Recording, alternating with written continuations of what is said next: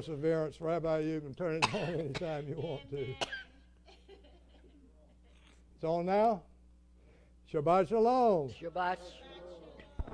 Well, we're a little late starting. If there's anybody out there watching us, we apologize. Our Torah service and everything else was so good, it just went a little longer. So we did have a great service today. I have to get out my equipment here. I'm sitting up here just like I'm ready, and I'm not. But I will be soon. Amen. So I had some particular scriptures read today that go along with the message, and so you will understand them as we proceed. But in today's Parsha Pekudei, the book of Shemot, the book of Exodus, comes to its conclusion. And everything required for the Mishkan, everything required for the tabernacle has been finished. And Moses gave an accounting of all the contributions. Adonai then told him to set up the Mishkan on the first day of the first month. And this turned out to be the first day of Nisan in the second year after Exodus. So they're just about 14 days away from Passover. Adonai gave an order for the tabernacle to be assembled. And when it had been assembled and was complete, and everything had been anointed with oil, then the cloud, Adonai's glory, descended on that. We read that in both the Torah and the Haftarah this morning. Whenever the cloud would rise and move away, the people would follow it. At night, the cloud became a pillar of fire, and the pillar of cloud and the pillar of fire was with them through all their journeys. And thus ended the book of Shemot. Hazak, Hazak, V'nit Kazek. Be strong, and let us be strengthened. When setting up the tabernacle, the first thing that Moses did was to place the Ark of the Covenant in the Kodesh HaKodeshim, the Holy of Holies. On the first day of the first month, you will set up the tabernacle of the tent of meeting. You are to put the Ark of the Testimony there and screen off the Ark with the curtain. Next, he placed the furniture in HaKodesh, the holy place. Then bring in the table and set in order the bread that is on it. Bring in the menorah and light its lamps. Set the golden incense altar in front of the Ark of the Testimony, and hang the curtain over the entrance of the tabernacle. I think that's a pretty beautiful rendering of what might have been seen there. And you can see the table on the right side, the menorah on the left side. There's even a little step stool there. They had step stools back in those days so they could reach up to the lights. And directly in front of the paroket, the curtain covering the Holy of Holies, we see the golden altar of incense. The Hashulkan, the table with the showbread, is on it, on the right. And perhaps a more accurate name than showbread is bread of the presence. The Hebrew here is lechem panim, or bread of the face. This means something which is before God. So that's what's there on that right side, and this bread was replaced every week. And on Shabbat, the new crowd of Kohanim that were coming in would eat the bread that had been there for the week. And Adonai commanded that the bread of the presence would be there always. There were 12 loaves reminding us of the 12 tribes. Now we're looking into the holy place from the east toward the west.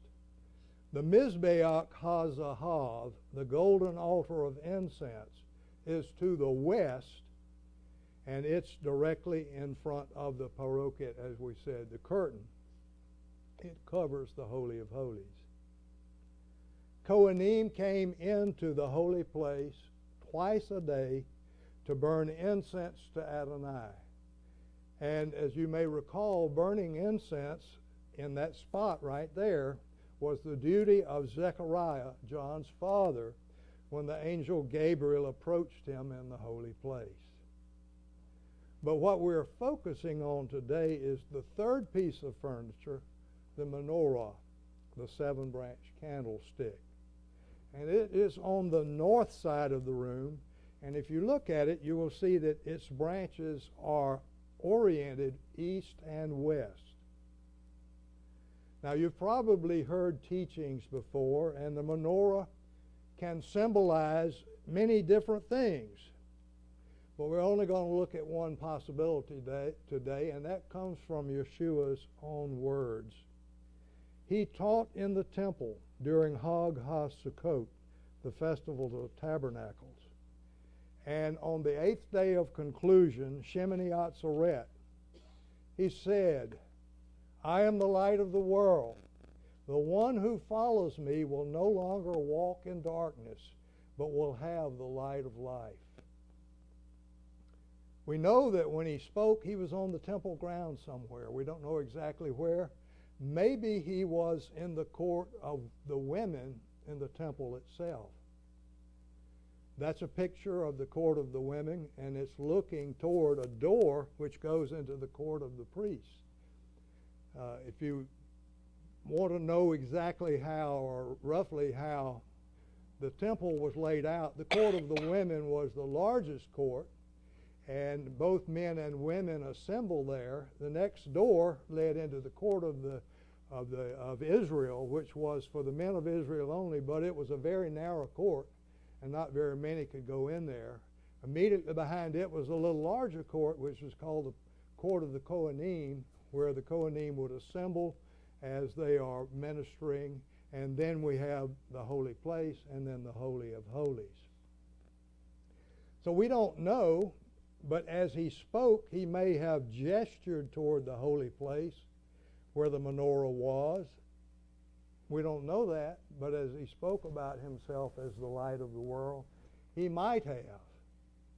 The menorah was an important part in the life of Israel, and it had lighted the holy place for centuries, as long as there had been a tabernacle and a temple. Now, we know there were years when there was not one. But Yeshua may have been saying, this object which gives light has always spoken of me. Now, I'm putting words into his mouth, paraphrasing for him, but he may have said, follow me, and you will no longer walk in spiritual darkness, but have the light of life. Amen. And what is that light of life? Yochanan announced it to us, that life in Yeshua would bring light into our lives. In the beginning was the Word. The Word was with God, and the Word was God. He was with God in the beginning. All things were made through him, and apart from him, nothing was made has come into being. In him was life, and the life was the light of men. The light shines in the darkness, and the darkness has not overpowered it. So, looking at it in this way, the menorah symbolizes Yeshua's light, his truth. And if we choose him, his light is our light. It is the light of men. Yeshua is the light in the darkness, which overcomes the complete darkness of Hasatan, the adversary. And when I see a menorah, that's what I personally think of. Now, if you look over my head here, you see that we have a Ner Tamid, the eternal flame. It's above our ark. Every synagogue has one of these, and it is a powerful symbol of Adonai's light in the darkness. Another thing, because it is the eternal flame, it's a flame which never goes out. And this little light right up here is a symbol of the Ner Elohim, the light of God. And we see the light of God pictured in 1 Samuel 3. Now the boy Samuel was in the service of Adonai under Eli. In those days, the word of Adonai was rare. There were no visions breaking through. One day, Eli was lying down in his place. Now his eyes had grown dim so that he could not see, and the lamp of God had not yet gone out, the Ner Elohim. Samuel was lying down in Adonai's temple where the ark of God was. And what we understand is that since there were only 3 pieces of furniture in the holy place, the Ner Elohim, which was spoken about in 1 Samuel, had to be one of the lights in the menorah. And another interesting thing that we see back at that time is that Samuel may have been sleeping in the holy place in the tabernacle at Shiloh. That's where it was in those days. It was at Shiloh in Hebrew. But the question is, which of the 7 lights was the Ner Elohim? And we know the answer. It was the most western light, the one closest to the Holy of Holies. If you look at our picture here, you can see the one that is, the lights are oriented east and west. The one furthest away from you is the western light of the menorah. And it remained lighted all day, and it was relighted only when it had run out of fuel. And it seems to have been giving light even when the other 6 in the menorah had gone out. And it served as a light for the other lights when the priests came in the morning to service them. So they would come in and they would clean the wicks and they would put fresh oil in and they would relight the rest of the ones which had gone out. In the year 30 CE, Yeshua died on the stake. And his death brought about some obvious changes in temple worship. There were a lot of changes in temple worship. But one thing that didn't change was that temple worship was continued by his disciples even until it was destroyed. And we have many witnesses of that in the Brit Hadashah.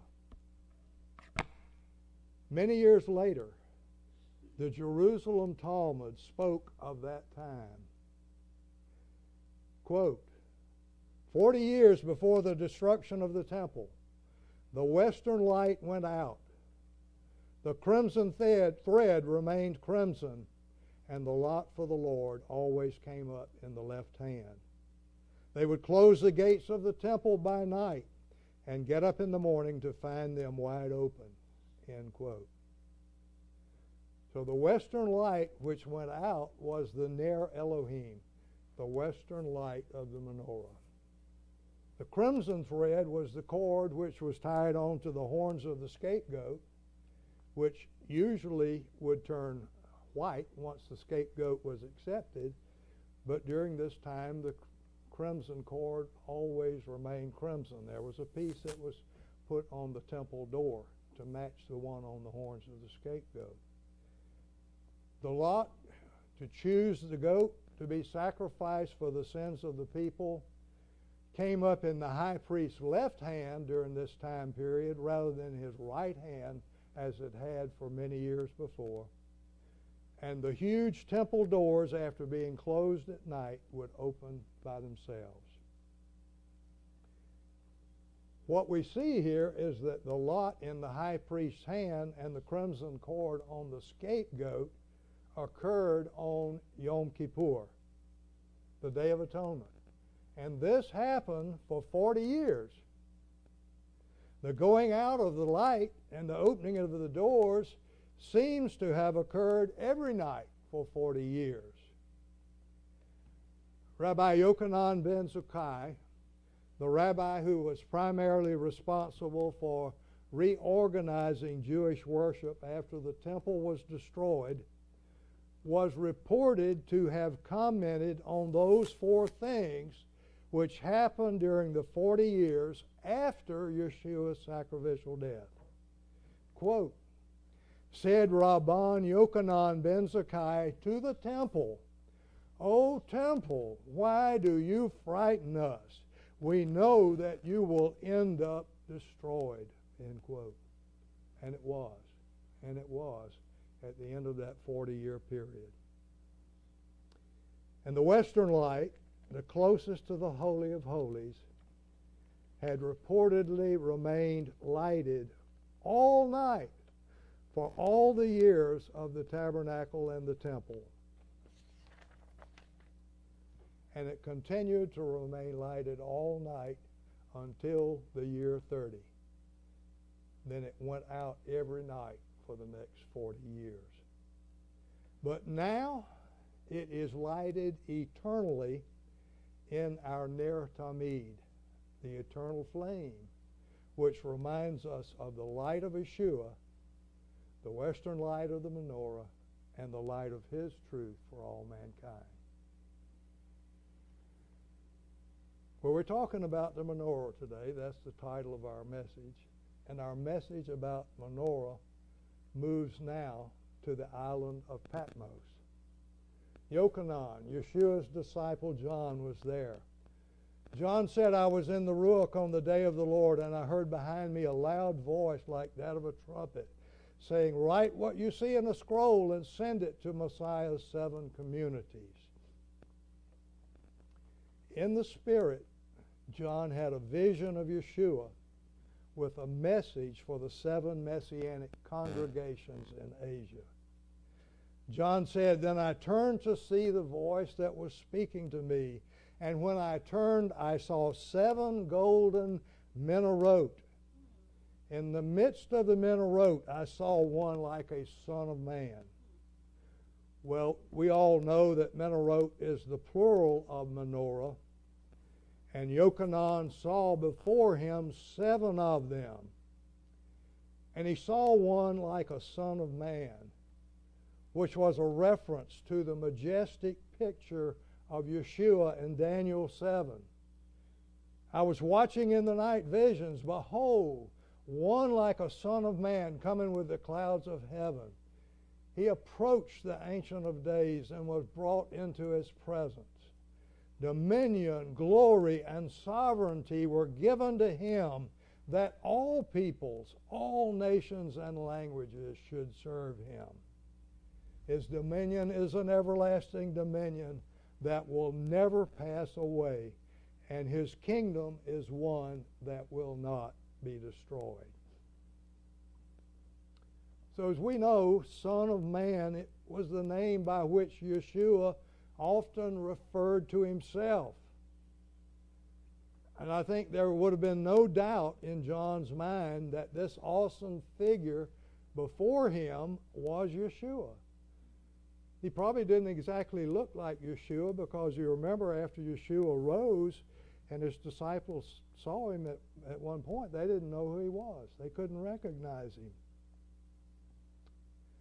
But He appeared to John, and He brought him many different messages which continue throughout the book of Revelation, things which would happen from that point forward in time until the end. But the message to the congregations was an immediate message for them. And it's a message for us today.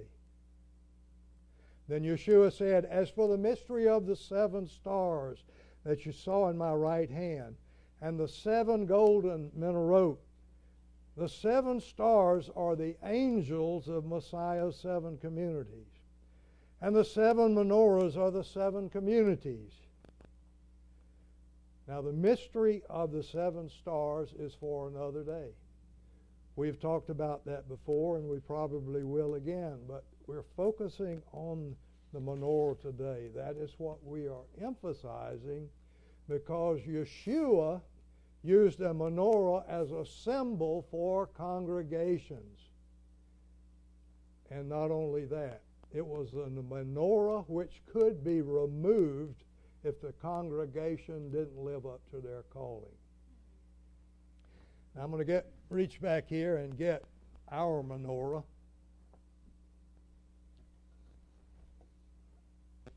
You see it every Shabbat, but I don't know how much you think about it.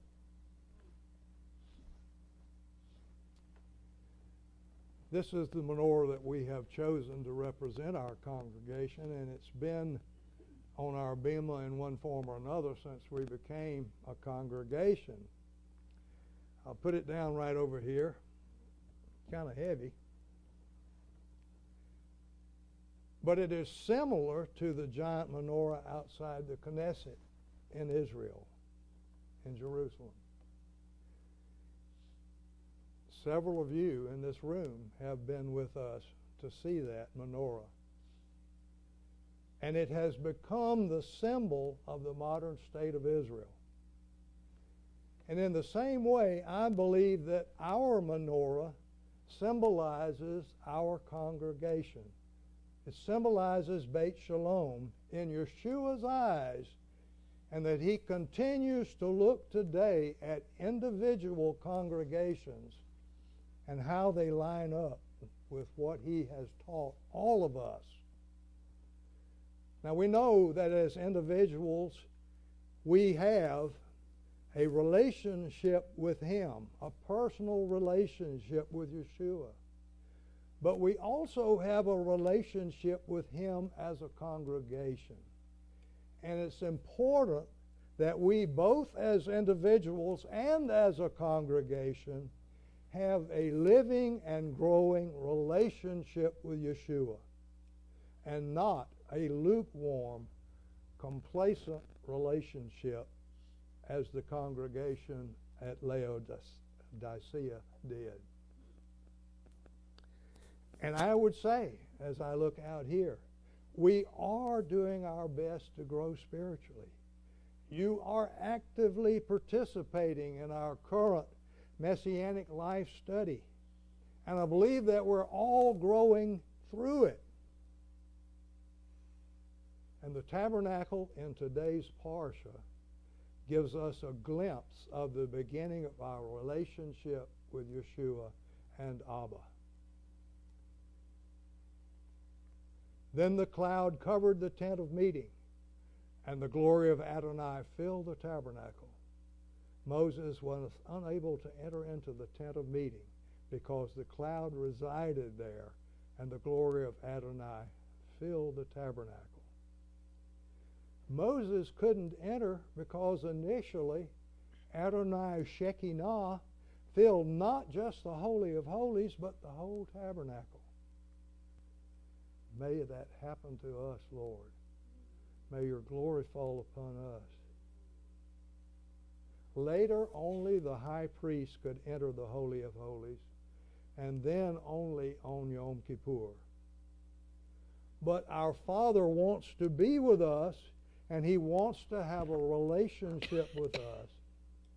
And Yeshua's death has opened a way for us, which was not available in the tabernacle.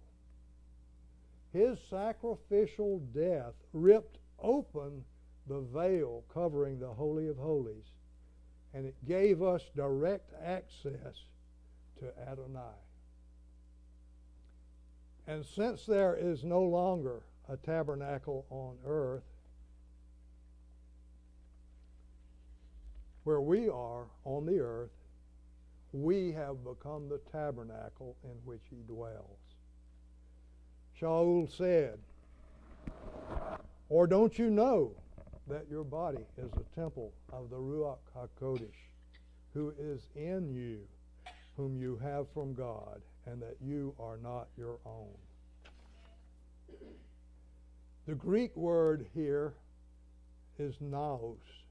It's rendered as temple. And the meaning of this word is a temple, a shrine, or that part of the temple where God himself resides. And I think that a better understanding of what Shaul said would be that our bodies is that part of the tabernacle or temple where God resides.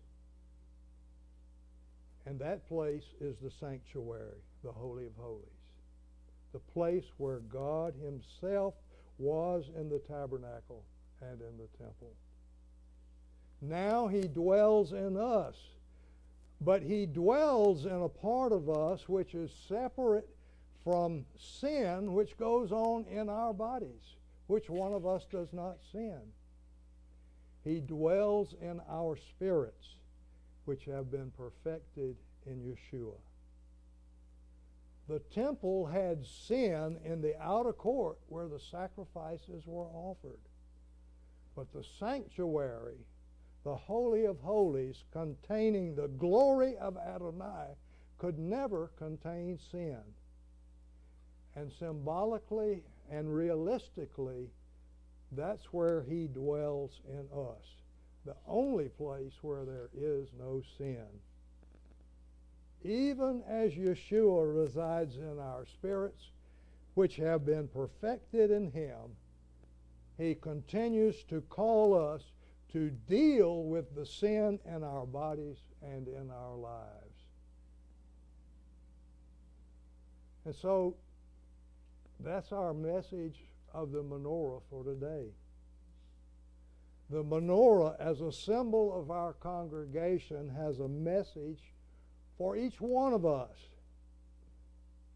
Now, what I'm going to say to you is not scripture, but I believe it's true. The whole is greater than the sum of its parts.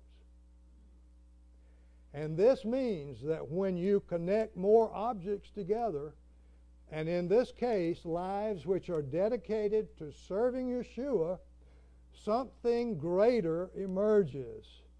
Something which has properties which do not exist in the individual separately. And that is a picture of a God-called congregation which is striving together to be all that we can be for Yeshua. For just as we have many parts in one body, and all the parts do not have the same function, so we who are many are one body in Messiah, and every one parts of one another. We have gifts that differ according to the grace that was given to us. And even as we face increasingly greater challenges in the world of today, Shaul reminds us that. And let's say this together. We can do all things through Messiah who strengthens us. Shabbat Shalom. Shabbat Shalom. Shabbat Shalom.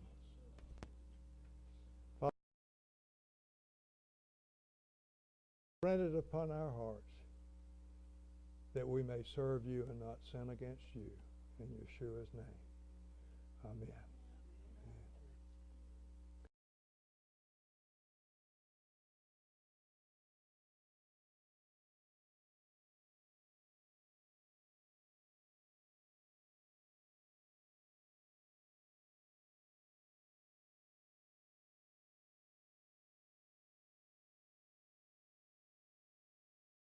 Face to shine on you and show you His favor. Adonai lift up His face toward you and give you peace. Yevarekeka Adonai vayishmareka. Yair Adonai panav ileka vekuneika. Yisaha Adonai panav eleka ve'asem leka. Shalom. In the name of the Sar Shalom, the Prince of Peace, Yeshua our Messiah, Amen. Amen. Shabbat Shalom.